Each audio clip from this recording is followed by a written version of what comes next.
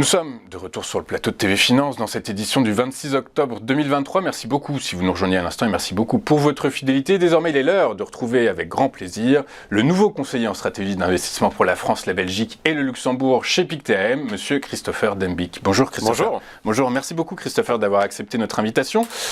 Avec vous, on a beaucoup de choses à voir en cette journée de publication de la politique monétaire de la BCE.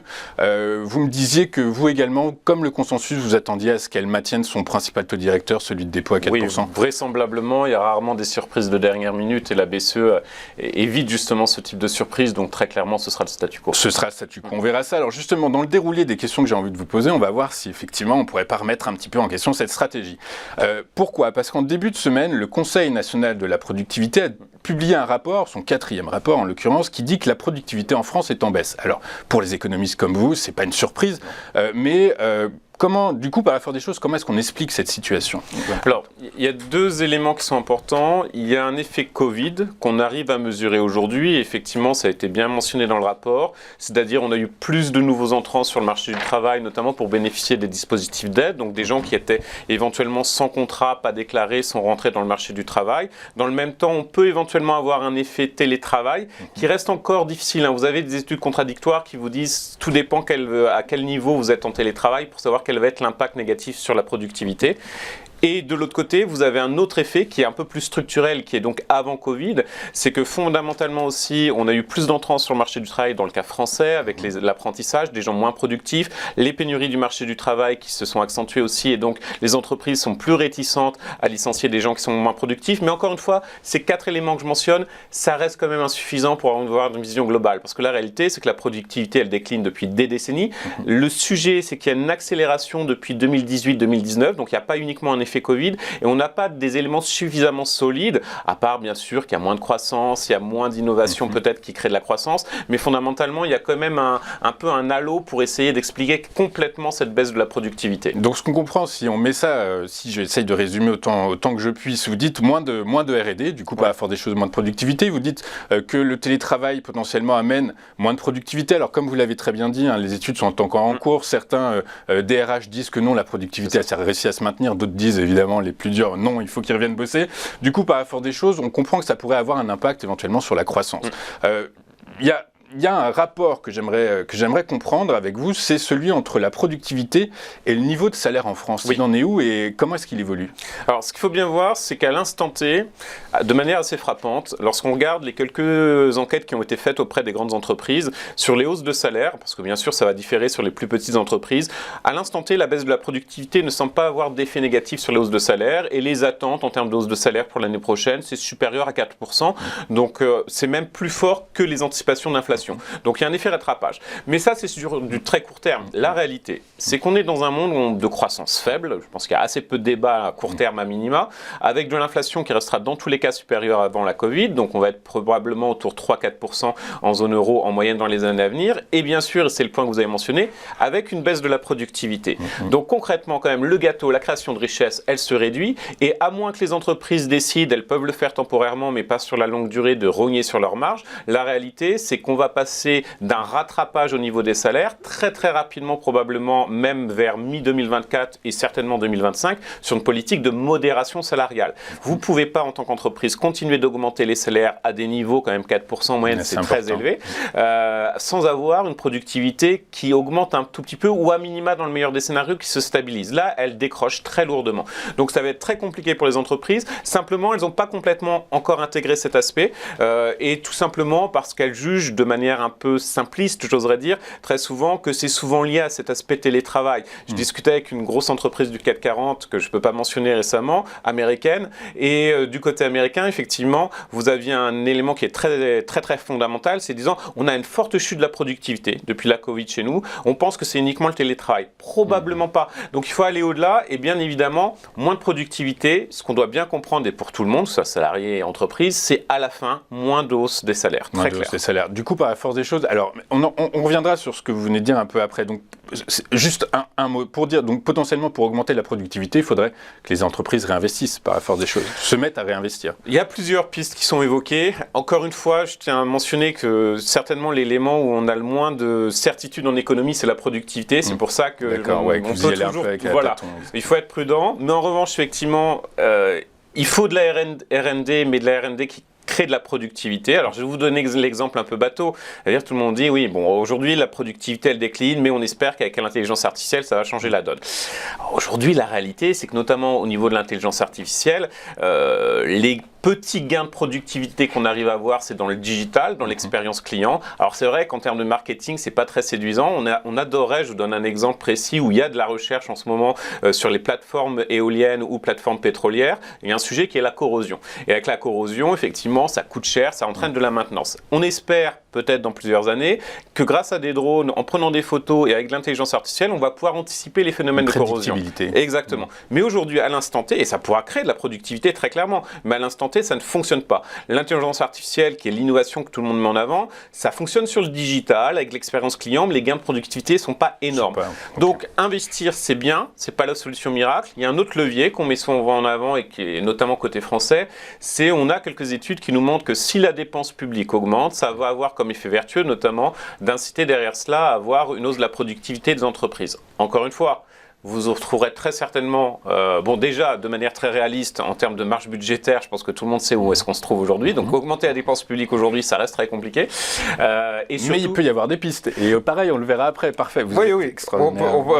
On peut y revenir. Et surtout, le problème fondamental, c'est que quel type de dépenses publiques et comment on peut canaliser cela.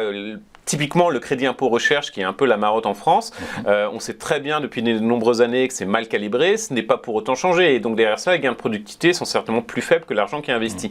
Donc il y a énormément de pistes, mais il faut vraiment reconnaître de manière assez humble qu'on n'a pas de très bonnes solutions qui sont prêtes sur la table pour changer la donne. Eh bien, écoutez, on y reviendra sur ce sujet qui est passionnant et dans un instant, mais avant, j'aimerais qu'on revienne sur celui de la productivité et celui des salaires, et du lien entre productivité et salaire, et surtout sur ce lien avec l'inflation. Est-ce qu'on peut dire, comme je l'ai lu, mais pareil, on peut lire un peu de tout, mais il semblerait que dans une économie où les gains de productivité baissent, il y a un risque que l'inflation augmente. Est-ce que c'est vrai? Est-ce que vous êtes d'accord avec ça? Oui, on l'a constaté. Alors, sur une période économique qui est suffisamment longue et donc avec des données robustes, c'est le terme à mettre en avant, et effectivement, ça peut être un risque supérieur.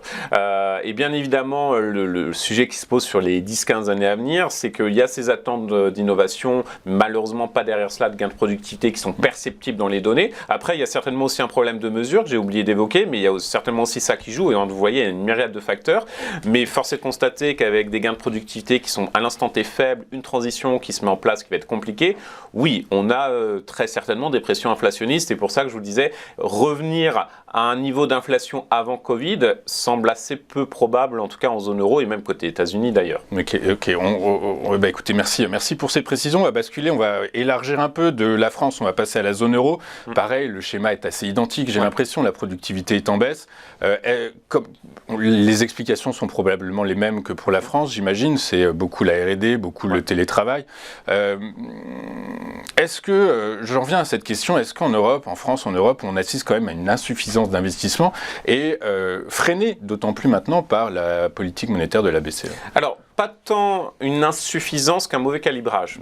C'est-à-dire que ce n'est pas orienté sur les bons éléments. Lorsqu'on regarde le niveau sectoriel, et c'est assez intéressant, et sur tous les pays européens, on constate quand même que les grandes entreprises, elles arrivent à avoir des gains de productivité qui sont plus élevés que les petites entreprises. Alors pas uniquement parce qu'elles ont accès à un coût du capital qui est plus bas, etc.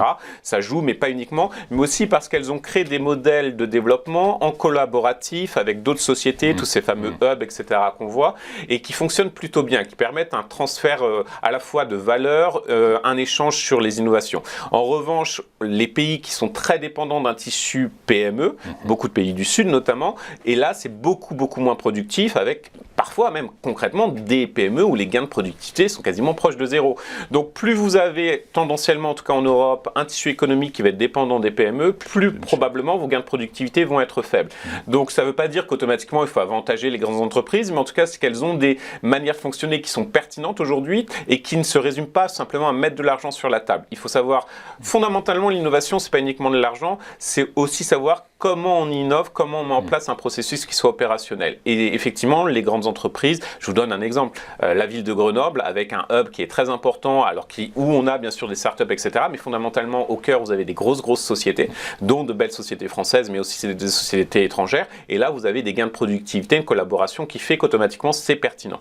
D'accord, donc ce que vous dites, c'est qu'effectivement, on assiste quand même à une baisse de la productivité dans la zone euro, baisse de productivité qui est différente selon la zone nord ou la zone sud, mais en tout cas, elle semble être bien installée. Du coup, en France comme dans la zone euro, est-ce que on peut faire une digression en disant que finalement l'inflation semble totalement structurelle et bien ancrée dans les économies et par que la force des choses, la BCE doit agir plus fort et plus longtemps que la Fed? Alors, indéniablement, sur la première partie, oui, on a une inflation qui est structurelle. Ça, je pense qu'il n'y a plus de doute là-dessus. Voilà, il y avait un débat un an de cela entre économistes. Je pense que les chiffres sont là, ils sont suffisamment robustes. En revanche, est-ce que la BCE doit agir de manière différente? Alors, je pense que la politique monétaire à l'instant T est suffisamment restrictive. En revanche, la BCE a entamé un chantier qui a été un peu stoppé avec la Covid, c'est sur la mesure de l'inflation. On sait, et c'est pas uniquement la BCE qui est en charge, vous avez aussi les institutions européennes qui sont à ce niveau-là, c'est-à-dire que l'inflation est mesurée de manière différente, bien sûr, aux États-Unis et en zone euro, comme plein de choses du point de vue macroéconomique, ce qui fait que les comparaisons sont compliquées, mais du point de vue zone euro, on a toujours cette problématique immobilier qui est mal intégrée, mal représentée. Et on le sait tous depuis je me souviens des premiers papiers que j'avais pu lire, c'était au début des années 2000 et j'étais pas encore en poste à ce moment-là. Donc effectivement, c'est rien de nouveau. La BCE avait décidé de s'attaquer à ce sujet avant la Covid. Ça a été bien sûr décalé du fait de la Covid. Et effectivement, je pense que le sujet, c'est pas tant est-ce qu'elle doit augmenter davantage les taux ou même baisser à un certain stade, c'est est-ce qu'elle possède les outils pour savoir réellement quelles sont les pressions inflationnistes aujourd'hui, et indéniablement, elle doit améliorer ses outils de mesure, notamment du point de vue de l'immobilier qui est mal mesuré. Et ça, c'est un chantier qui doit vraiment être extrêmement urgent. Probablement d'ailleurs plus urgent que de s'interroger sur le rôle de la BCE au niveau du changement climatique. Déjà, essayons de mesurer bien les choses et on avancera. Et effectivement, après, on pourra voir, avec ces nouvelles données d'inflation, on pourra voir si c'est suffisamment restrictif ou pas. Par rapport à la Fed, par rapport à la stratégie politique de la Réserve fédérale américaine. Aux États-Unis, alors justement, j'ai oublié une question pour essayer de faire le lien, que ce soit un peu plus logique. On parlait de productivité et au salaire. La situation est complètement différente aux États-Unis. La productivité se maintient, voire augmente légèrement. Quant au salaire, on sait très bien qu'il continue à augmenter et que le marché de l'emploi est toujours aussi robuste. Exactement. Donc, je vous écoute. Donc vous voyez la situation un peu négative de modération salariale, pour reprendre le jargon, ne va pas être un vrai sujet côté américain. Tout simplement, effectivement, parce que dès que vous avez des gains de productivité, vous avez en même temps de l'autre côté des marges qui sont très importantes dans les grandes entreprises, vous avez des hausses de salaire qui suivent. Et on n'est pas uniquement sur un effet de rattrapage. Côté zone euro, on a un effet de rattrapage, parce qu'effectivement, il faut rappeler quand même, depuis la crise financière, on a eu une politique de modération salariale dans la plupart des États de la zone euro. Ce n'était pas le cas aux États-Unis où vous aviez quand même des hausses de salaire. Donc le schéma est très différent. Mais encore une fois, ça nous ramène à la base, c'est-à-dire comment est-ce qu'on crée des gains de productivité. En tout cas, sur le schéma innovation américain, on sait que ça fonctionne beaucoup mieux que du côté européen. Vous avez la TARPA qui investit dans toutes les grandes sociétés innovantes. Vous avez aussi une myriade d'accès aux investissements, comme on a potentiellement dans certains pays européens, mais en tout cas, l'aspect collaboratif est plus pertinent.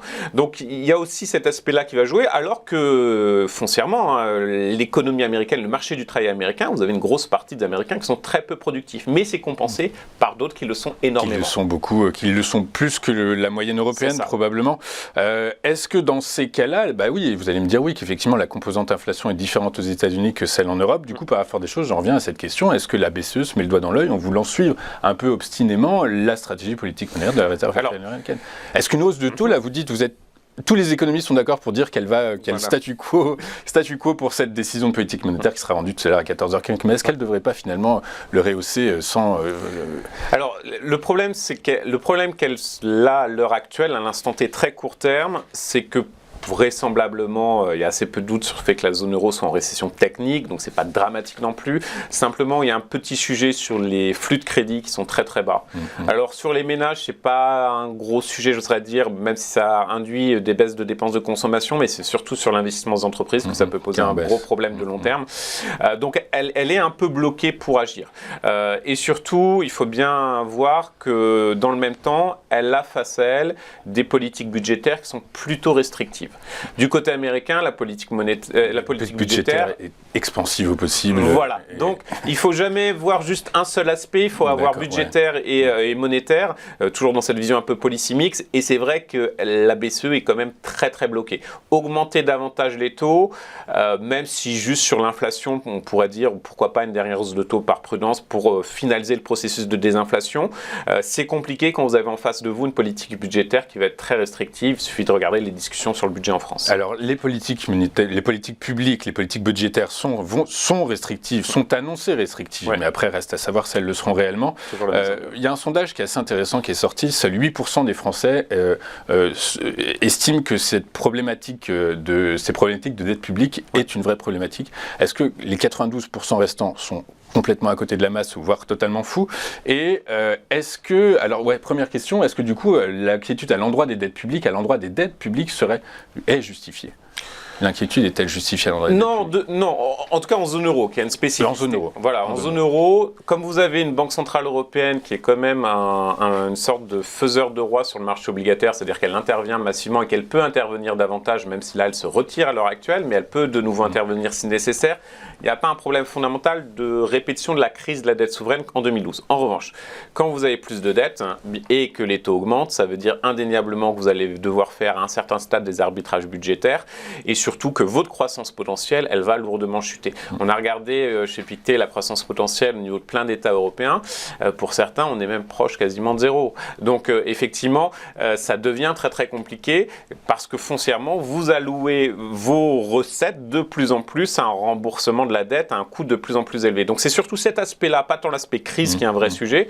C'est effectivement taux obligataire, les taux longs qui sont très élevés. Du coup, par la force des choses, vous dites que la croissance potentielle va être plus faible. Du coup, ça fait moins de rentrée fiscale, inévitablement. C'est ça, exactement. Vous êtes un cercle vicieux. Un cercle vicieux. Mais alors justement, est-ce que pour sortir de ce cercle vicieux, on pourrait imaginer, alors c'est une question qui revient régulièrement, c'est utiliser l'épargne des ménages. Vous avez tweeté dernièrement, retweeté pour être tout à fait précis, un graphique qui montre que l'épargne des ménages en Europe, les ménages français en Europe restent très élevés, n'atteint plus des niveaux records, mais reste le plus élevé de la zone. Est-ce que l'État pourrait piocher dans cette épargne et assouvir son besoin? La question exactement, c'est l'épargne des ménages pourrait-elle se substituer aux autres catégories de détenteurs d'emprunts d'État? Alors, indéniablement, je pense qu'il y a un sujet qui n'est pas nouveau puisque Bercy travaille dessus, c'est-à-dire comment, avec toute cette épargne qui est quand même allouée très souvent sur des produits type livret, taux court terme, comment est-ce qu'on peut l'utiliser pour que ce soit rémunérateur à la fois, bien sûr, pour les épargnants, mais que ça aide aussi au développement, investissement, etc. C'est rien de nouveau, parce qu'historiquement, on l'a fait souvent en France. Il n'y a pas de produit miracle, mais indéniablement, il y a cette nécessité de trouver un moyen pour que cette épargne soit actionnée aussi également au bénéfice de l'État, du développement économique. Donc ça veut dire éventuellement s'orienter vers de nouveaux produits. Après, il y a bien sûr, on peut le faire d'une autre manière, mais le problème c'est que la majorité des Français sont rétifs pour aller vers des produits un peu plus à risque, mais ils préfèrent des produits taux garantis très court terme, très généralement. Mais vous pouvez aussi aller sur les marchés actions, financer la transition énergétique. Donc il y a plein de moyens de faire cela, mais effectivement, on manque encore cet outil un peu miracle, ce produit miracle qui serait mis en place par l'État pour vraiment aider, en tout cas leverager, utiliser cette épargne des Français pour acheter de l'OAT français. Du coup, la l'OAT 10 est à 3,5%, c'est quand même pas mal. Enfin, c'est très nettement attractif, sachant que c'est probablement pas le point sur les taux. Ah oui, c'est un très bon sujet. C'est un point d'entrée probablement. 3,5. Vous anticipez des l'OAT 10 à plus de 3,5%? On peut aller à plus de 3,5% pour une simple et bonne raison, c'est que la parenthèse 2008 jusqu'à récemment sur le marché obligataire, on avait des taux qui étaient très bas, voire négatifs. C'était une parenthèse de marché à caractère déflationniste. On n'est plus dans ce type de marché et on renoue à la normale. Et surtout, soyons très objectifs, le coût de l'argent aujourd'hui est assez logiquement plus élevé. On renoue avec des niveaux de 2007, voire avant. tout simplement parce qu'aussi l'endettement est plus élevé. Donc il y a une logique quand même, un peu une sorte de rationalité, même si les marchés ne sont pas toujours rationnels, mais qui s'applique. Donc pour moi, 3,50 sur du 10 ans français, c'est indéniablement attractif aujourd'hui. La tendance sera, dans le meilleur des cas, c'est de la stabilisation, mais en tout cas pas de la baisse. Vous vous rendez compte, 3,5, ça a déjà grippé quasiment la locomotive de l'économie française, l'immobilier est complètement au ralenti, voire certains anticipent une baisse encore pour 2024. L'investissement des entreprises, quand on analyse la formation brute de capital fixe, c'est pas encore l'impact des taux longs sur l'économie réelle, l'impact des taux directeurs sur les taux longs est évident. Donc vos anticipations de croissance pour la France en 2024 sont plutôt, est-ce que vous dites en fait pour toute la zone euro, en fait ça va être difficile. Ça va être difficile et surtout le vrai sujet c'est 2024 du côté économie française, parce que là on aura beaucoup plus l'impact de cette hausse sur le marché obligataire, et pour les entreprises 2024 mais surtout 2025 c'est là où elles vont devoir se refinancer à des taux qui seront indéniablement pas au même niveau que lorsqu'elles l'ont fait. Elles l'ont fait assez massivement sur la période 2019-2021, donc de manière assez intelligente parce que les taux étaient attractifs.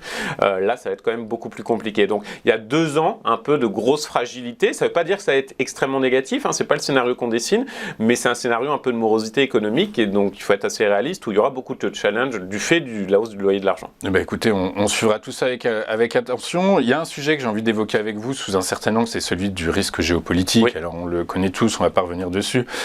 Est-ce que le marché du crédit, à travers l'évolution de sa prime de risque, va être impacté encore plus négativement qu'il l'est? Non, a priori non, tant que c'est circonscrit géographiquement, ce qui semble être à l'instant T avec la prudence requise le cas. On le sait, je vous donne un exemple, habituellement sur le risque géopolitique, l'actif qui évolue le plus, c'est souvent le pétrole, en tout cas ça fait partie des actifs qui évoluent le plus. Aujourd'hui, le prix du WTI sur le marché est inférieur à son niveau de fin septembre, avant justement les attaques. Donc ça vous montre aussi que ça crée beaucoup de volatilité très très court terme, l'effet même moyen terme finalement est même pas perceptible. Ouais, c'est ça. Donc sans évolution, malheureusement, sans évolution majeure qui impacterait les cours. Pour l'instant, vous dites que sur le pétrole, sur l'or aussi, j'imagine, tous les actifs refuges en réalité, qui jouent le rôle de parapluie, de paratonnerre face à ces risques-là. Pour l'instant, il n'y a pas de raison finalement de s'inquiéter. Vous regardez la microéconomie actuellement, les publications de résultats? Oui, et on est alors bien évidemment il y a eu quelques déceptions, on va dire. Worldline, vous pensez à Worldline par exemple? Bien sûr, qui était un peu compliqué. C'est abusif, c'est abusé, ces moins 60% hier? Alors il y a un sujet de rentabilité, mais fondamentalement, lorsqu'on regarde quand même ce qui a été énoncé par rapport aux anticipations, on n'est pas non plus sur un décalage qui est énorme. Je pense que le marché surréagit un peu, parce que le marché n'anticipait pas fondamentalement que le message de quasiment toutes les entreprises, c'est de vous dire on essaye de vous habituer à un retour à la normale, un monde de faible croissance, même LVMH, les résultats étaient quand même très très bons, il faut reconnaître, c'est une normalisation plus qu'autre chose.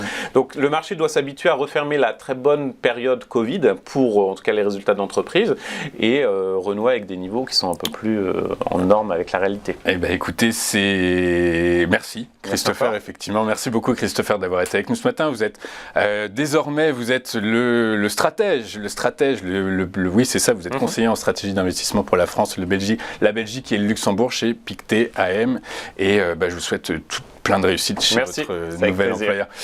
On marque une rapide courte page de publicité, on se retrouve juste après pour la suite et la fin de cette édition du 26 octobre, à tout de suite.